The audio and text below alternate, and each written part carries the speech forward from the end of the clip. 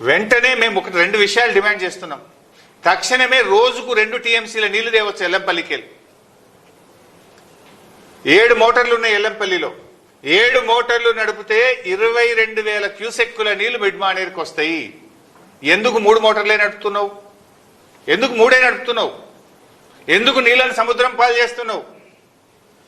తక్షణమే 7 మోటార్లు వత్తాలే 2 టీఎంసీల నీళ్లను మిడ్ మానేరుకు, మిడ్ మానేరు నుంచి రోజుకు 1 టీఎంసీని అన్నపూర్ణ, రంగనాయక సాగర్, మల్లన్న సాగర్, కొండపోచమ్మ సాగర్, బస్వాపూర్ రిజర్వాయర్లకు తేవాలే. యాసంగి పంటలో లక్షలాది ఎకరాలకు నీళ్లు ఇయ్యాలని చెప్పి మేము కాంగ్రెస్ ప్రభుత్వాన్ని డిమాండ్ చేస్తా ఉన్నాం. ఎస్ఆర్ఎస్పి వరద కాలువ గేట్లు ఎత్తండి, వరద కాలువ ద్వారా మిడ్ మానేరు నింపండి.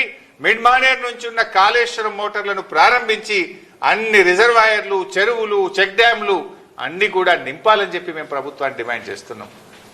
ఇక్కడ అర్థం చేసుకోవాల్సింది ఏంటంటే, అన్నపూర్ణ అయినా, రంగనాయక సాగర్ అయినా, మల్లన్న సాగర్ అయినా, కొండపోచమ్మ సాగర్ అయినా, బస్వాపూర్ అయినా వర్షపు నీటితో నిండేటి కావు ఇవి. These are the artificial reservoirs. ఇవి మోటార్లతోనే నింపాలి, వర్షపు నీటితో నిండవు. ఇది నింపి పెట్టుకుంటే వానకాలంకి ఏమైనా తక్కువ పడితే వానకాలంకు వనికి వస్తుంది, లక్షల ఎకరాల్లో యాసంగి పంట పండుతుంది. పోయిన యాసంగిలో 5 లక్షల ఎకరాల పంట పండింది. మరి ఎందుకు ఆపుతున్నావు?